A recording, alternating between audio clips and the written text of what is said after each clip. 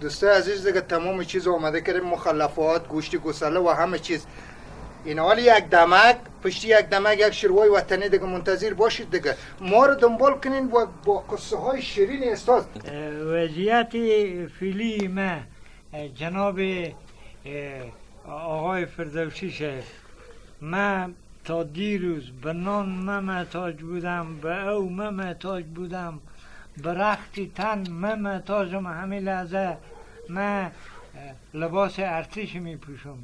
اگر همین لباس ارتش نباشه و همین نمد فقر من نباشه، من دیگه هیچ چیزی ندارم.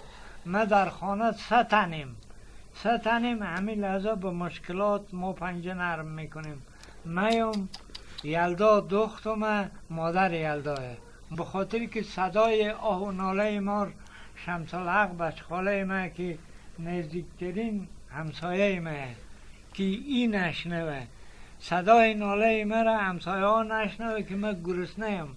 همین لحظه من به گرسنگی با فقر دارم پنجه نرم میکنم. این هم دختر من یلدای پیش روی شما قرار داره.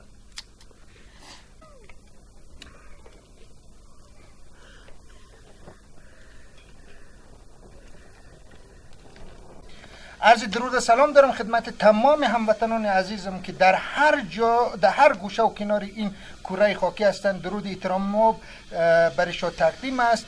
در این برنامه آشپزی این هفته ما با یکی از شخصیت‌های بزرگوار استاد عصام‌الدین فیروزکویی هستیم که مهمان ایشان هستیم. هم مهمان هم میزبان. ما خواستیم که یک شوربای وطنی با این شخصیت بزرگوار جور بکنیم، آماده بکنیم و بخوریم و از داشتهاشو و از علمشو و از تمام چیزشو مستفید شویم و در کنارشو یک چند لحظه باشیم و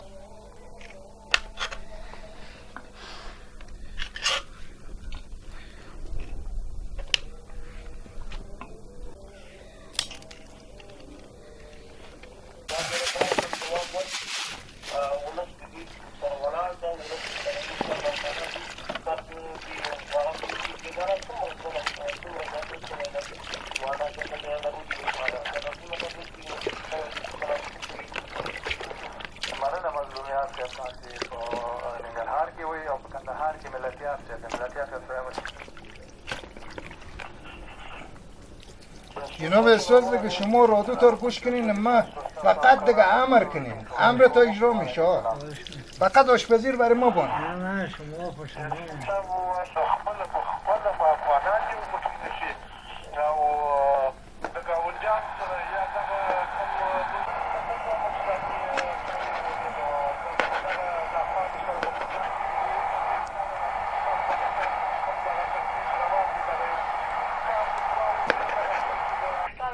دوستان عزیز کار آغاز کردیم بخیر دیگه. این پیاز من دادیم، یک ضرب المثل از میگن دیگه پیاز یکی به نان پیاز پیشنی بود. جناب استاد نان پیاز پیشنی بود. استاد بزرگوار کمی ما کرم شما دیگه. ما همون چیزی که در دست ما داشتیم خواستیم که در کنار شما این دیگه نوش جان بکنیم. یک کمی که باز نوبت گپ که دامه من راجع به این شروعای شما گپای دارم. خوبه. استاد بزرگوار همراه آشپزی چی رقمه؟ والا خوبم اما شما رو باری نمیتونم. شما خوب. مقصد بگم گفته همون معطل افغانی ها که هستم خود از گل میکشین دیگه آشپزی. والا این بیشی شما نمیتونم. والا شما پیاز داغ کردیم پشتش بعضی رومی و مخلفات دیگه شو میندازیم. امیدوارم که بتونیم برای استاد بزرگوار یک شروایی که طبق میلشو باشه جور کنیم. پناه به خدا در کوشش ما رو میکنیم.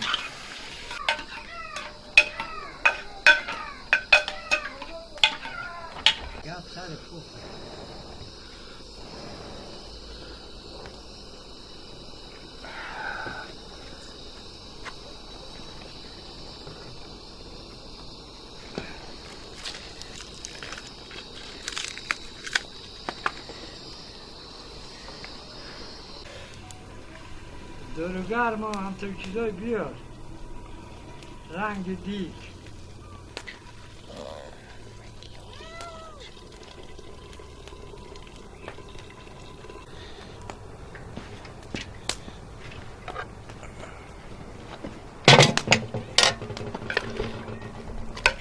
دوستای عزیز دیگه تمام چیز آماده کردیم، مخلفات، گوشت گوساله و همه چیز. این حال یک دمک پشت یک دمک یک شروع وطنی دیگه منتظر باشید دیگه. ما رو دنبال کنین و با قصه های شیرین استاد ناگفته نمونه. همچنان که استاد بزرگوار یک کتابخانه بسیار همو در کوچک و با معنا و با مفهوم پر از علم دارن که همراه استاد که دیگه دم دادیم میریم از کتابخانهش دنبال میبینیم، دیدن میکنیم، کتاباش رو به معرفی میگیریم. با ما باشید، کسی جای شور نخوره. خب جناب استاد دیگه بریم یک دفعه کتابخانه رو ببینیم. کتابخانه نه، یک چند جلد کتاب اما هر چی که هست دیگه همونا رو بریم اون یک کمی بفرمایید. شما نه دیگه یا الله. این بمیدم.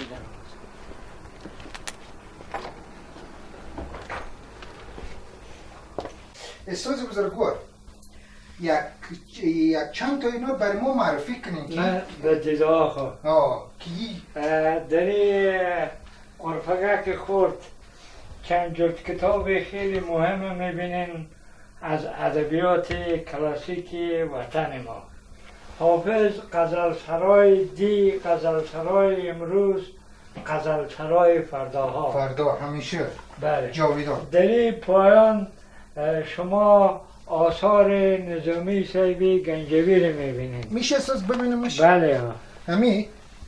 این کلیات نظامی صاحب این خمسه نظامی.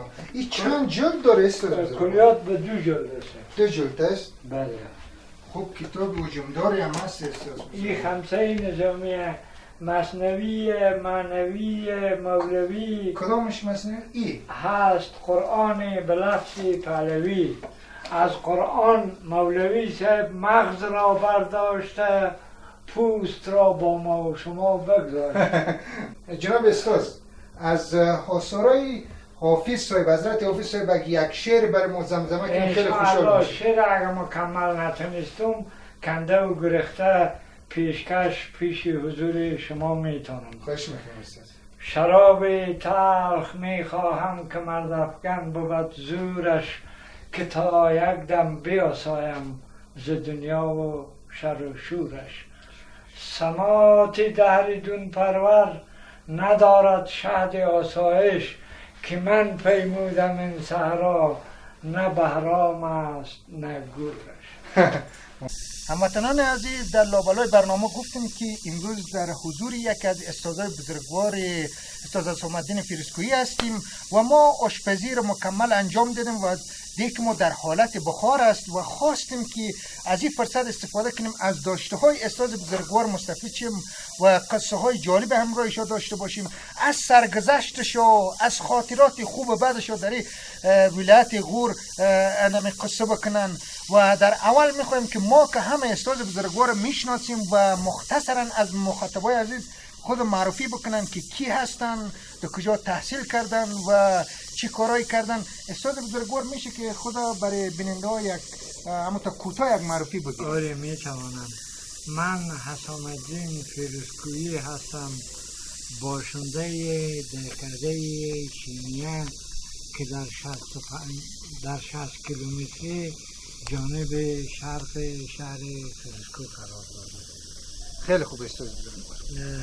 من در اوکراین شهر کیف به دانشگاه کیف تحصیلات خود به پایان رسانیدم و همین که به افغانستان آمدم مصروف کارهای رسانه‌ای شدم.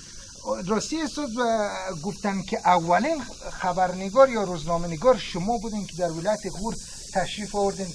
عجیب بگوییم ما که چی رقم و انگیزه تا وقت چی بود؟ و متاسفانه من نخستین خبرنگار بودم که در ولایت غور آمدم، در شهر فیروزکو. بزرگوار از مشکلات تا برای ما بگوییم، زندگی چه قسم میگذره، اقتصاد چی رقم است، رویه مردم با شما چه قسم است؟ وضعیت اقتصادی اعمال زیر خط فقر یعنی خط سرخ قرار دارم.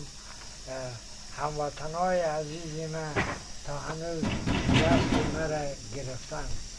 همین لحظه من آرد دارم از برکت دوستای شهر پیروزکو که مرا کمک کردن، همه چیز دارم.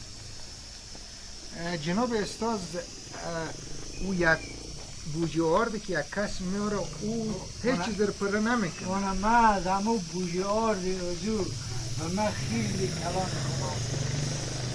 من هزار سپاس و قدردانی میکنم. مگر این همه گفتم که من تا هنوز نظریات سو نسبت به من حکم روایی میکنن، تا هنوز من به همه گپای اونا رنگ میبرم و میسوزم.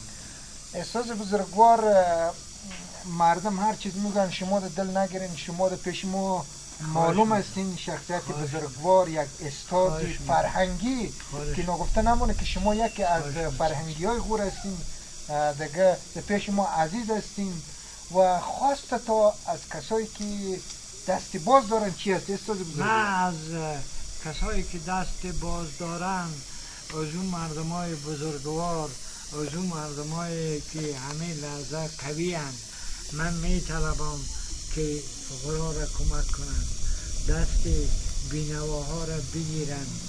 بینوایی در هر جامعه وجود داره، مگر زمان اون بینوا به خود تکیه احساس میکنه که یک هموطن ما با اقتصاد بالا دست حضور رو میگیره، روی حضور رو میبوسه، او را کمک مالی، کمک اقتصادی میکنه. می امید از دولت، از حکومت من چیزی گفته نمیتونم.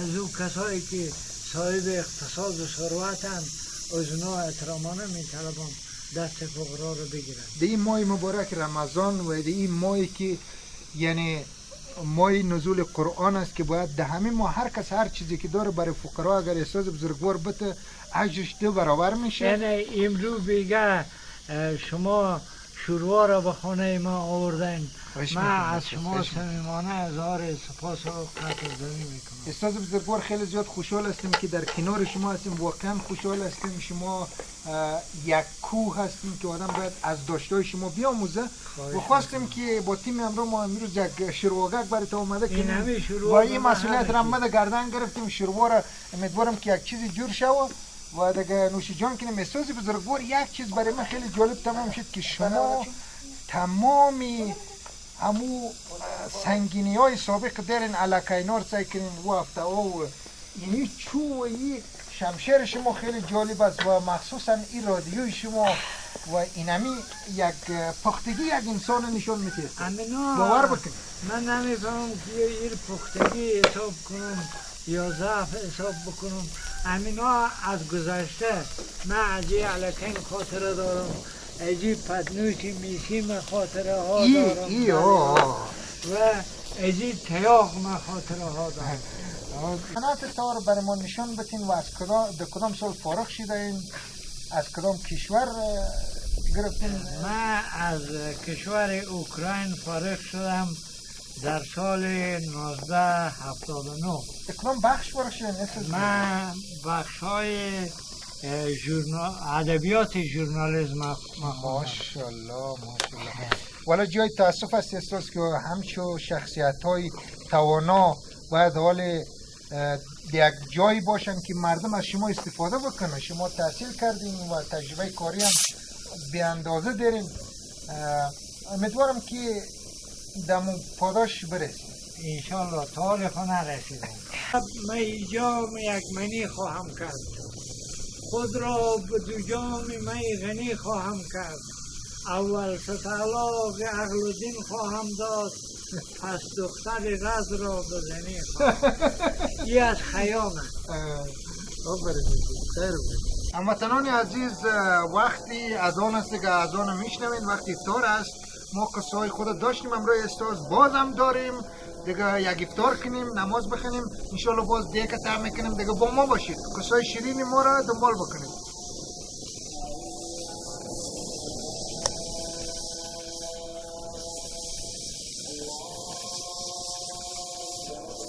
استاد بسم الله الرحمن الرحیم.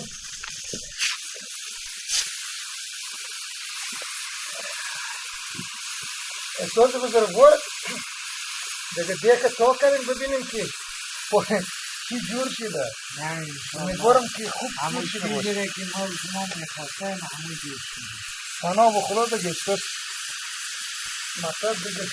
استاد تا بخار دیگ بورشیدن و آماده کردن ما شما اگر یک چند تا شعر برای ما بگوییم که خیلی خوشحال میشیم. فضای طبیعت است و آتش و شب خیلی مزه میده. تشکر از شما. در کارگاه کوزگران رفتم دوش، واه دیدم 2000 کوزه گویا و خموش. واه ناگه و یکی کوزه برآورد خروش، کوزگر و کوزه خر و کوزه فروش. کوزه فروش. از خیام صاحب. ای از خیام صاحب است. بله. استاد یک دانه دیگه. ای اون که تو را شناخت جان را چی کند؟ فرزند و عیال و خانمان را چی کند؟ واه دیوانه کنی هر دو جهانش بخشی، دیوانه تو هر دو جهان بخشی. هر دو جهان را چی کند؟ استاد این شعر واقعا این را نمیفهمین این از خوجه صاحب عبدالله انصاری. فردوسی صاحب عزیز، امشب ما و شما شروع داریم، بسیار چیزای خوبی دیگه به دسترخوان داریم، آتش داریم، چراغ داریم.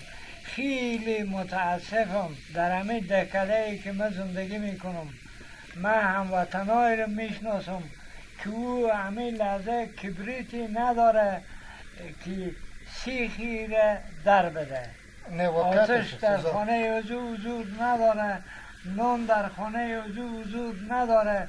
او با یک عالم غم و اندوه داره زندگی خود سپری میکنه. خیلی خوبه که شمس الحق مشهور به چغوکک اینا هم در کنار دسترخوان ما و شما شستن. از اینا هم تشکر میکنم. و من یک ماه میشه که دست خود به شروع نبردم. من از جناب آقای فردوسی، آقای نظری صاحب و دوست محترم اینا اظهار سپاس و قدردانی میکنم که دست ما را دوباره به شروع آشنا ساختیم. هموطنان عزیز، در پایانی برنامه آشپزی این هفته ما قرار داریم و همچنان برنامه‌های آشپزی ما در ماه مبارک رمضان ادامه داره. امیدوارم که ما رو دنبال بکنین و تا برنامه‌های بعد شما رو به الله پاک می‌سپاریم. با درود.